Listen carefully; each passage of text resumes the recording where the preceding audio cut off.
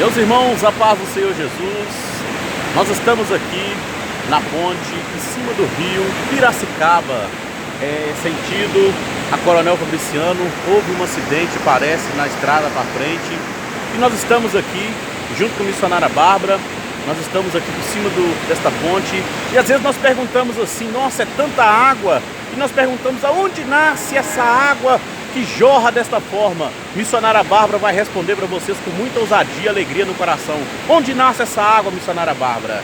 Essa água se chama Jesus Cristo, é a fonte inesgotável. É tudo que você precisa para ser uma bênção nas mãos do Senhor. Vou louvar a Deus com um pequeno hino, você medita aí. Deus abençoe!